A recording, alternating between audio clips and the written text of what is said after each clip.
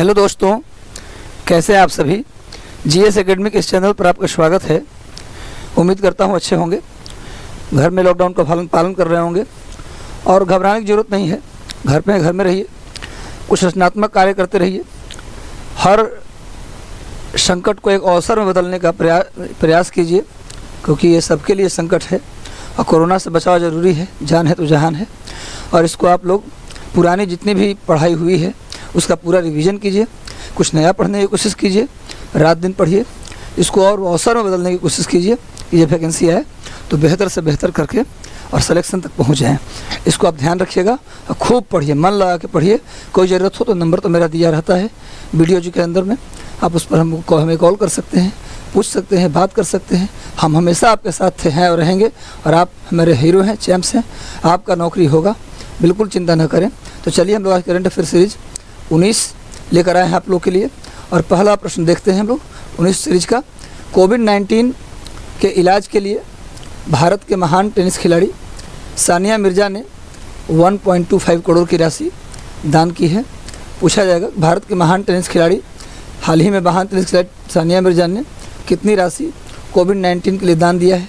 तो 1.25 करोड़, इसको याद रखिएगा, यानी 1.25 करोड़ रुपये की राशि सरकार को दान दिया है टेनिस खिलाड़ी सानिया मिर्ज़ा ने। आप जानते हैं लॉन टेनिस के खिलाड़ी हैं। साथ ही मिताली राज जो क्रिकेटर हैं, इन्होंने 10 लाख दिया है। और पूनम यादव, इन्होंने 2 लाख रुपये की राशि कोविड-19 के इलाज के लिए सरकार के खाते में दान दिया है। तो इसको आप राशि याद रखिएगा। कुछ और खिलाड़ियों की राशि पिछले वीडियोज़ में मैंने डाला था। कोविड-19 बड़ी फेमस है, इससे क्वेश्चन आ सकते हैं। वीडियो पूरा देखिएगा, क्योंकि आज का करंट बहुत ही महत्वपूर्ण है, बहुत इंपॉर्टेंट करंट है। पूरा वीडियो देखिएगा, अंतिम तक देखिएगा और वीडियो को लगातार रिपीट करके भी देखिए, इससे आपको याद हो जाएगा। इस पूरे वीडियो में जितने भी कंटेंट दिख रहे हैं, इसका PDF फॉर्म हम आपको टेलीग्राम चैनल पर उपलब्ध करा देते हैं। अगर अभी तक टेलीग्राम चैनल को ज्वाइन नहीं किए हैं तो उसको आप ज्वाइन कर लीजिएगा और पूरा अंत तक वीडियो ज़रूर देखिएगा। आज का करंट भी महत्वपूर्ण है, बहुत ज़्यादा महत्वपूर्ण है, और इसको पूरा देखिएगा। चलिए हम दूसरे करंट पे आते हैं। एशियाई विकास बैंक ने हाल ही में सरकार द्वारा प्रायोजित राष्ट्रीय निवेश एवं बुनियादी ढांचा कोष की सहायता से भारतीय ढांचागत क्षेत्र में $10 करोड़ निवेश करने की घोषणा की है। एशियाई विकास बैंक आप जानते होंगे ADB इसका मुख्यालय कहाँ है। ADB का मुख्यालय बच्चे आप जानते हैं फिलीपींस की राजधानी मनीला में है। एशियन डेवलपमेंट बैंक मनीला में है, आप जानते हैं। एक बात और भी जान जाइए, जैसे वर्ल्ड बैंक था उसी प्रकार से पूरी दुनिया के सहायता के लिए वर्ल्ड बैंक बनाया गया था। उसी प्रकार से एशियन डेवलपमेंट बैंक एक्चुअली में वर्ल्ड बैंक को ही कॉम्पिटिट करने के लिए, साउथ कोऑपरेशन को आगे बढ़ाने के लिए एशियाई डेवलपमेंट बैंक बनाया गया था। आप जानते हैं कि कोल्ड वार के दौरान नॉर्थ साउथ कोऑपरेशन की बात होती थी। नॉर्थ साउथ कोऑपरेशन, इसका मतलब होता था विकसित देश विकासशील देश को समर्थन करते थे, पैसे देते थे, मदद करते थे। नॉर्थ मतलब हो गया विकसित देश, नॉर्थ मतलब उत्तर का देश आप मत समझिए, और साउथ मतलब दक्षिण के देश मत समझिए। जो देश विकसित थे, अमीर थे, वो सब थे नॉर्थ में। जैसे ऑस्ट्रेलिया भी नॉर्थ में था, मतलब जो अमीर देश थे जनरली वो नॉर्थ माने जाते थे, और जो गरीब देश को दक्षिण कहा जाता था। तो नॉर्थ साउथ कोऑपरेशन होती थी। विकसित देश विकासशील देश को मदद करते थे। तो थोड़ा सा आप जानते हैं कि जो मदद करता है वकड़ दिखाता है। तो उसको कॉम्पिटिट करने के लिए एशियन डेवलपमेंट बैंक की स्थापना की गई थी मनीला में। साउथ कोऑपरेशन का एग्जाम्पल समझ सकते हैं आप, यानी विकासशील देश को समर्थित करेंगे और विकसित देश समय को कोई लेना देना नहीं है। तो समझ गए एशियन डेवलपमेंट बैंक का हेडक्वार्टर कहाँ है, मनीला में है। इसकी स्थापना 1960 के दशक में किया गया था। इसके द्वारा क्या किया गया भैया, एशियन डेवलपमेंट बैंक ने क्या किया है, भारत द्वारा प्रायोजित राष्ट्रीय निवेश एवं बुनियादी ढांचा कोष की सहायता से भारतीय ढांचागत क्षेत्र, जो इंफ्रास्ट्रक्चर क्षेत्र है भारत का, उसमें $10 करोड़ का निवेश करेगा। कौन? Asian development bank. किसकी सहायता से करेगा? देगा किसको पैसा? राष्ट्रीय निवेश एवं बुनियादी ढांचा कोष को पैसा देगा। कितना देगा? $10 करोड़। और यही काम करेगा हमारे देश में, पैसा देगा एशियन डेवलपमेंट बैंक। चलिए हम लोग आगे आते हैं। हाल ही में झारखंड सरकार ने ई-पास के लिए इलेक्ट्रॉनिक पास, हाल ही में झारखंड सरकार याद रखना है, झारखंड राज्य याद रखना है। झारखंड राज्य की सरकार ने ई-पास के लिए प्रज्ञाम मोबाइल ऐप लॉन्च किया है। प्रज्ञान नहीं, एक प्रज्ञान अलग है, ये प्रज्ञाम है बच्चों। प्रज्ञाम मोबाइल ऐप लॉन्च किया है यातायात अधिकारी। इसके माध्यम से क्या होगा भैया, इस ऐप पर यातायात अधिकारी यानी ट्रांसपोर्ट ऑफिसर दस्तावेज को अपलोड करके दस्तावेज की जांच करके वहाँ वाहन को, सॉरी यहाँ गलती लिखा गया है, वाहन को पास जारी करेंगे। मतलब कि झारखंड सरकार ने भी ई पास के लिए, जैसे गाड़ी को अगर पास देना है, ई पास जारी करना है, इलेक्ट्रॉनिक पास जारी करना है, तो मोबाइल ऐप के माध्यम से सारे डॉक्यूमेंट उस गाड़ी के अपलोड कर दिया जाएगा और तुरंत उसकी जांच करके तुरंत हाथों हाथ उसको ई पास दे दिया जाएगा, जिससे कई फ़ायदे होंगे। एक तो वाहन का संचालन, जो सही वाहन है, डॉक्यूमेंट जिनके सही हैं, उनको रुकना नहीं पड़ेगा, वो जल्दी से उनको पास मिलेगा और अपना काम करेंगे, जिससे इकोनॉमिकली हम स्ट्रांग होंगे। और दूसरा होगा कि ऑफिशियल वर्क में और भी लोग शामिल हो जाते हैं, डॉक्यूमेंट वेरिफिकेशन में यहाँ वहाँ ऑफिस में जाता है, कई लोग शामिल होते हैं। एक मोबाइल ऐप में सारे डॉक्यूमेंट का वेरिफिकेशन हो जाएगा, तो सरकारी पैसे, सरकारी संसाधन की बचत होगा और जो जिस वाहन को, जिस गाड़ी को पास लेना है उसको भी तुरंत पास मिल जाएगा, तो किसी में कोई रुकावट नहीं होगा। इससे आर्थिक रूप से बहुत स्ट्रांग होने की बात होगी। मैं तो कहूँगा इस तरह के ऐप पूरे भारत में हर एक मामले में यूज होना चाहिए। तो प्रज्ञान मोबाइल ऐप आपको याद रखना है, झारखंड सरकार का है और ये किस लिए है भैया, तो ट्रांसपोर्ट अधिकारी ट्रांसपोर्ट की जांच करेंगे, उसको ई पास जारी करेंगे इसके डॉक्यूमेंट वेरिफिकेशन करने के बाद। तो ये आपको ई पास याद रखना है, झारखंड सरकार याद रखना है, प्रज्ञान मोबाइल ऐप याद करना है। यूज क्या है, तो ट्रांसपोर्ट के जितने भी डॉक्यूमेंट्स हैं उसके चेक करके तुरंत उस वेरिफिकेशन इस ऐप से हो जाएगा, उसको ई पास जारी हो जाएगा। चलिए हम लोग अगले करंट, चौथे करंट पे आते हैं। हाल ही में कोविड-19 के संबंध में जोक्स और प्रैंक्स, आप जानते हैं कि आजकल कोई मामला चल जाए, या संगीन मामला हो या कोई भी मामला हो, कोई मर रहा है तो उसको लोग वीडियो बना लेते हैं, उसका लोग मखौल उड़ाते हैं, शेयर कर देते हैं। तो मेरा मानना है कि अगर मान लीजिए कि अभी कोई दुर्घटना हो गया तो लोग उसको उठा करके हॉस्पिटल नहीं पहुंचाएंगे और सीधे क्या करेंगे, उसका मजाक उड़ाएंगे, जोक बनाएंगे, वीडियो बनाएंगे। तो कोविड-19 को लेकर भी जोक्स और प्रैंक्स बनने शुरू हो गए थे। चूँकि हमारे देश में अमानवीय लोगों की भी कमी नहीं है, हर चीज़ पे जोक्स बना लेते हैं, कुछ ना कुछ मजाक उड़ाने का काम करते हैं। तो कोविड-19 को लेकर जो जोक्स और प्रैंक्स थे उसको पुणे पुलिस ने 1 अप्रैल से बंद कर दिया है। अगर जोक्स और प्रैंक्स बनाएंगे आप तो क्या होगा, इसके उल्लंघन पर आईपीसी की धारा 188, आईपीसी ने इंडियन पेनल कोड, आईपीसी का मतलब इंडियन पेनल कोड की धारा 188 के तहत 6 माह के लिए आपको जेल भेजा जा सकता है और 1000 रुपये जुर्माना का भी प्रावधान है। यानी कि कोविड-19 को लेकर आप जोक्स और प्रैंक्स नहीं बना सकते हैं। और इसको रोक कौन लगाया है, पुणे पुलिस, ध्यान रखिएगा 1 अप्रैल से नहीं कर सकते आप। और इसमें केस होगा, कौन सी धारा लगेगा, आईपीसी की 188, 6 माह का जेल हो सकता है, 1000 रुपये का जुर्माना हो सकता है। आईपीसी का मतलब इंडियन पेनल कोड होता है। अब जान जाइए कोई भी ऐसी बात, दीवानी मामले, उसके दीवानी मामले के लिए कौन सा केस होता है, आईपीसी, इंडियन पेनल कोड का। लेकिन अगर आप किसी का सर फोड़ देते हैं, किसी का गला काट देते हैं, तो उसके लिए क्रिमिनल प्रोसीजर कोड आता है, सीआरपीसी। तो सीआरपीसी की धारा लगता है जब आप कोई क्रिमिनल एक्टिविटी करते हैं तो। और आईपीसी जनरली संपत्ति विवाद, विवाह विच्छेद, इस तरह के जोक्स प्रैंक्स जो जनरल आप दैनिक यूज में कोई गलती कर देते हो तो इसके लिए आईपीसी की धारा लगता है। और जो क्रिमिनल एक्टिविटी कर देते हो तो सीआरपीसी, क्रिमिनल प्रोसीजर कोड उसको बोलते हैं। इसको भी ध्यान रखिएगा, पॉलिटी का विषय है। चलिए हम लोग अगले करंट पे आते हैं। करंट 5 में उड़ीसा पहला राज्य है, उड़ीसा आप जानते हैं पहला राज्य जिसने कोविड-19 से निपटने के लिए दूसरे चरण के लॉकडाउन को बढ़ाकर 30 अप्रैल कर दिया है। आप जानते हैं कि अभी मोदी जी ने भी अनाउंस कर दिया है कि 3 मई तक संपूर्ण लॉकडाउन रहेगा, 3 मई तक संपूर्ण लॉकडाउन रहेगा, ये मोदी जी ने कहा है। लेकिन मोदी जी साथ साथ ये भी बोले हैं कि जहाँ पर एक भी कोरोना का मरीज़ नहीं मिले हैं तो धीरे धीरे 20 अप्रैल से उनको कुछ कुछ छूटें दी जाएंगी शर्तों के साथ। ये बोला है कि 20 अप्रैल से कुछ लॉकडाउन रहेगा, लेकिन कुछ क्षेत्र को छूट मिलेगा लॉकडाउन में, लेकिन कुछ शर्तों के साथ मिलेगा और पूरा छूट नहीं मिलेगा। लेकिन देखिए क्या होता है, 20 अप्रैल कल ही है, 20 अप्रैल आने दीजिए। तो कोविड-19 को लेकर पहला राज्य था, जैसे पहला स्टेप में बंद हुआ था, कब तक, 14 अप्रैल तक, 21 दिन का लॉकडाउन सब था, तो 14 अप्रैल तक बंद था। तो कोई अपना फैसला नहीं लिया था कि अपने लॉकडाउन को बढ़ाएंगे। मोदी जी भी फैसला नहीं लिए थे, वो 14 अप्रैल का इंतजार कर रहे थे। लेकिन जब तक 14 अप्रैल पूरा होता उससे पहले ही उड़ीसा ने अपने राज्य का लॉकडाउन को 30 तक बढ़ा दिया था। तो पहला राज्य था उड़ीसा जिसने लॉकडाउन को 30 तक बढ़ा दिया था। तुरंत 14 अप्रैल को मोदी जी ने भी घोषणा कर दिया कि अब 3 मई तक अगला लॉकडाउन रहेगा। तो 19 दिन का लॉकडाउन फिर से मोदी जी ने बढ़ा दिया, तो 3 मई तक बंद कर दिया, लेकिन कहा है कि छूट मिलेगा। तो देखिए क्या होता है 20 को। तो क्या हुआ, पूछा जाएगा कि दूसरे चरण का लॉकडाउन किसने बढ़ाया पहली बार, तो उड़ीसा राज्य। आपको याद रखना है कब तक, 30 अप्रैल तक। और पूरे देश में कब तक बढ़ा है, 3 मई तक। इसको भी ध्यान रखिएगा आप लोग। अगले करंट पर हम लोग आते हैं।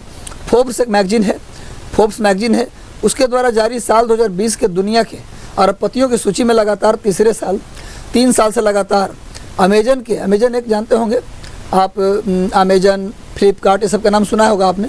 ये सब है ऑनलाइन मार्केटिंग के लिए, जब आप ऑनलाइन कोई शॉपिंग करते हैं तो उसके लिए अमेजन का, फ्लिपकार्ट का, इन सब चैनलों का यूज करते हैं। तो अमेजन एक उसी तरह का ऑनलाइन मार्केटिंग का प्लेटफॉर्म है जिसके फाउंडर हैं जेफ बेजोस। ये लगातार तीसरे साल मतलब लगातार 3 साल से फोर्ब्स की सूची में पहले स्थान पर रहे हैं। अरबपतियों की सूची जारी करता है फोर्ब्स मैगजीन, उसमें 3 साल से लगातार अमेजन के फाउंडर जेफ बेजोस पहले स्थान पे हैं। वहीं माइक्रोसॉफ्ट के फाउंडर बिल गेट्स दूसरे नंबर पे हैं। माइक्रोसॉफ्ट के फाउंडर हैं बिल गेट्स, आप जानते होंगे, बहुत सारा ये चैरिटी भी चलाते हैं। बिल एंड मेलिंडा गेट्स इनकी पत्नी का नाम है। इन दोनों को मिलाकर एक फाउंडेशन है, बिल मेलिंडा गेट्स फाउंडेशन। इसके थ्रू गरीबों को बहुत मदद करते हैं, खासकर एड्स पीड़ितों को बहुत ज़्यादा मदद किया है इन्होंने। और आपको बता दूं कि स्पेशली बिहार को ज़्यादा मदद किया है। इन लोगों ने बिहार की कई बार यात्रा भी की है बिल गेट्स ने, तो बहुत सारे काम किए इन्होंने। तो माइक्रोसॉफ्ट एक कंपनी है, सॉफ्टवेयर बनाने वाली कंपनी है। इसके फाउंडर हैं बिल गेट्स, ये दूसरे नंबर पे हैं। और तीसरे नंबर पे हैं LVMH, एक कंपनी है, उसके CEO Warren Buffett. Warren Buffett तीसरे नंबर पे हैं। तो Warren Buffett 3rd number rank पे हैं। फोर्ब्स द्वारा जारी अरबपतियों की सूची में पूरे दुनिया में पहले स्थान पर 3 साल से लगातार कौन बने हुए हैं? Jeff Bezos. से कौन है? फाउंडर हैं अमेजन, जो ऑनलाइन मार्केटिंग प्लेटफॉर्म है, उसके फाउंडर को मिला है पहला स्थान। दूसरा स्थान मिला बिल गेट्स, इनके फाउंडेशन का नाम क्या बताया? Bill and Melinda Gates foundation. Microsoft के संस्थापक हैं ये। और LVMH कंपनी के CEO वारेन बफेट तीसरे स्थान पे हैं। ध्यान रखना है इसको। नंबर 7 अगले करंट पे हम लोग आते हैं। IIT रुड़की ने देश में बढ़ते वेंटिलेटर की मांग को देखते हुए, अभी जानते हैं कि कोविड-19 को लेकर भी बहुत सारा डिमांड बढ़ गया है। वेंटिलेटर पर बहुत सारे जो सीरियस जो कंडीशंस रोगी हैं उनको वेंटिलेटर पर रखा जाता है। जनरल जो डिजीज है, जैसे कोरोना वायरस भी है, तो बहुत लोगों को लक्षण पता नहीं चल रहा है तो थोड़ा लक्षण है, स्ट्रॉन्ग है अंदर से फिजिकली, तो उनको ज़्यादा ज़रूरत नहीं है। लेकिन जो ज़्यादा कमज़ोर हैं, जिनका किडनी डैमेज था पहले से या फिर शुगर था, तो उनको अगर कोरोना है तो उनको ज़्यादा प्रॉब्लम है, तो उनको वेंटिलेटर पर रखना पड़ रहा है। तो अभी डिमांड बढ़ गया वेंटिलेटर का, जिसको देखते हुए IIT रुड़की ने एक प्राण वायु नाम का पोर्टेबल वेंटिलेटर विकसित किया है। ये प्राण वायु नाम याद रखना जरूरी है, ये इंपॉर्टेंट है। इन्वर्टेड कॉमा मैंने डाल दिया है। तो प्राण वायु नाम का एक पोर्टेबल वेंटिलेटर विकसित किया है IIT रुड़की ने। इसको आप ध्यान रखिएगा। ये क्या है भैया? बहुत आसानी से इसको ढोया जा सकता है, लाया जा सकता है और सस्ता भी है। इस वेंटिलेटर का खासियत है कि इसे सभी आयु वर्ग के उपयोग किया जा सकता है। मतलब कि कुछ वेंटिलेटर ऐसे होते हैं जिसका उपयोग 60 साल से ऊपर के लोगों में किया जाता है, कुछ बच्चों में किया जाता है। लेकिन इस वेंटिलेटर का उपयोग आप किसी भी आयु वर्ग के लोगों में कर सकते हैं, बच्चों में, जवान में, बूढ़े में, किसी में भी इसका उपयोग किया जा सकता है। तो अभी वेंटिलेटर की मांग बढ़ गया है, इसलिए प्राण वायु रियल में ये जीवन वायु बन सकता है। तो IIT रुड़की ने इसको विकसित किया है। ये रुड़की याद रखना है, प्राण वायु याद रखना है। वेंटिलेटर है पोर्टेबल और सभी आयु वर्ग में इसका उपयोग होगा, इसको ध्यान रखिएगा। नंबर 8 अगले करंट पे आते हैं। IMF, आप जानते हैं इंटरनेशनल मॉनेटरी फंड। IMF का फुल फॉर्म होता है इंटरनेशनल मॉनेटरी फंड। इसका हेडक्वार्टर कहाँ है? Washington DC। आप जानते होंगे अमेरिका की राजधानी वाशिंगटन DC, पोटामैक नदी के किनारे है वाशिंगटन DC पोटामैक नदी किनारे है, वहीं हेडक्वार्टर है IMF का, इंटरनेशनल मॉनेटरी फंड का। हिंदी में बोलते हैं अंतर्राष्ट्रीय मुद्रा कोष। इंटरनेशनल मॉनेटरी फंड की प्रमुख क्रिस्टीना जॉर्जिवा, अब इसका प्रमुख याद रखिएगा, क्रिस्टीना जॉर्जिवा के बाहरी सलाहकार मंडल में RBI के पूर्व गवर्नर रघुराम राजन को शामिल किया गया है। इसमें आंतरिक सलाहकार मंडल होते हैं और कुछ बाहरी सलाहकार मंडल होते हैं। तो IMF की जो प्रमुख हैं क्रिस्टीना जॉर्जिवा, इनके 2 सलाहकार मंडल हैं, आंतरिक और बाहरी। तो जो बाहरी सलाहकार मंडल है उसमें शामिल किया गया RBI के भारत के जो पूर्व गवर्नर थे, जिन्होंने RBI से रिजाइन कर दिया था, उनको अभी क्रिस्टीना जॉर्जिवा के जो बाहरी सलाहकार मंडल उसमें शामिल किया गया है। इसको ध्यान रखिएगा। रघुराम राजन को शामिल किया गया किसमें? IMF के क्रिस्टीना जॉर्जिवा जो प्रमुख है उनकी बाहरी सलाहकार मंडल में। ये भी याद रखिए। तो 3 करंट हो गया कि IMF के भी कौन है प्रमुख? Kristalina Georgieva. इनकी इस बाहरी सलाहकार मंडल में किसको शामिल किया गया? रघुराम राजन। ये RBI कौन थे? पूर्व गवर्नर थे। IMF का हेडक्वार्टर कहाँ बताया? Washington DC। कौन सी नदी के किनारे है?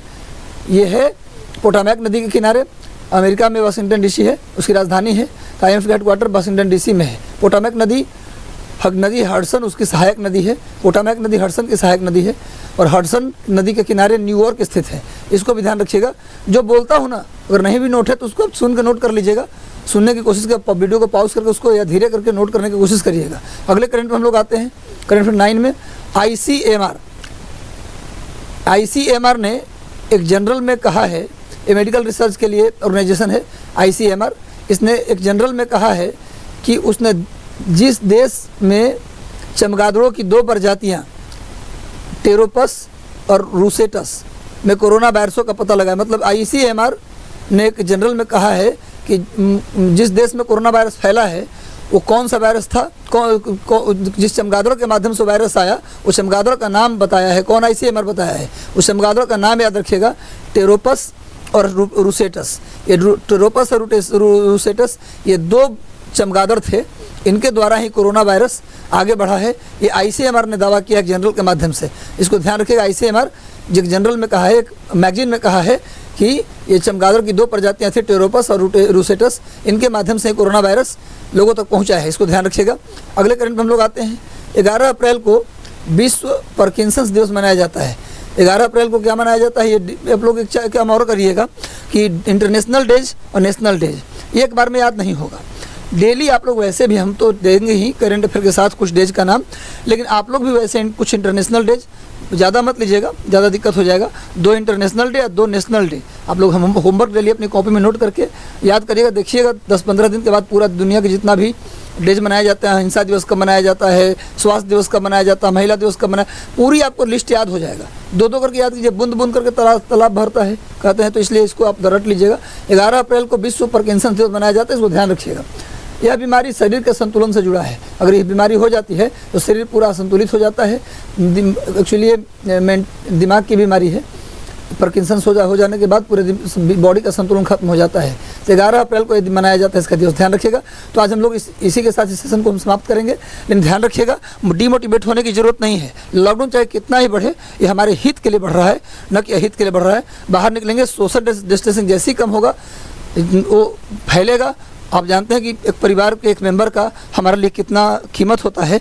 वो हमारे साथ हैं तो सब कुछ है, अगर नहीं है तो पता चलता है कि क्या कीमत थी उनकी। अतः हम सबका जान बचाना जरूरी है। पहले जान है तो जहान है, लेकिन फिर भी आप हताश मत होइए। घर में जहाँ हैं पुरानी चीज़ों को रिवीजन कीजिए। पहला दिन पढ़ेंगे तो मन नहीं लगेगा, 1-2 दिन 3 दिन पढ़ेंगे तो फिर आदत में आ जाएगा। और नया पढ़ने की कोशिश कीजिए, पुराने रिवीजन कीजिए। सुबह में रिवीजन कीजिए, शाम को नया पढ़िए। इस तरह से आप पढ़ते रहिए, देखेंगे कि 1 महीने बाद आपकी और अच्छी तैयारी हो गई। जहाँ है, गाँव में है, जहाँ है, लॉकडाउन का पूरा पालन करें, अपनी सुरक्षा करें, खुश रहिए, स्वस्थ रहिए, खाइए पीजिए, मस्त रहिए। अगर वीडियो आपको बहुत अच्छा लगा है तो इसको अधिकतम शेयर कीजिए, प्लीज़ शेयर कीजिए, इसको शेयर कीजिए। और अगर अभी तक चैनल को सब्सक्राइब नहीं किए, सब्सक्राइब कर लीजिए और बेल आइकन दबा दीजिए ताकि सारा नोटिफिकेशन आपको मिलता रहे। और एक बात और ध्यान रखिएगा आप लोग कि अभी 2-3 दिन से कुछ कंप्लेंट्स आ रहे थे कि सर वीडियो जब आप नहीं डाल रहे हैं तो क्या होगा, रोज़ डालिए। एक्चुअली मैं भी गाँव आ गया हूँ इस उनको लेकर, तो गांव में थोड़ा नेटवर्किंग का प्रॉब्लम है। तो मैं आप लोग सॉरी कहना चाहता हूं, कभी कभी नेटवर्क पूरा चला जाता है, इस वजह से हम वीडियो नहीं डाल पाते। लेकिन चिंता मत कीजिए, लगातार हम वीडियो डालने की पूरी कोशिश करेंगे। बस आप लोग वीडियो के साथ बने रहें, प्यार बनाते रहें, शेयर करें। ऑल द बेस्ट बच्चों, अपना ध्यान रखिए, खुश रहिए, स्वस्थ रहिए, खाइए पीजिए, मस्त रहिए। All the best, thank you very much, God bless you.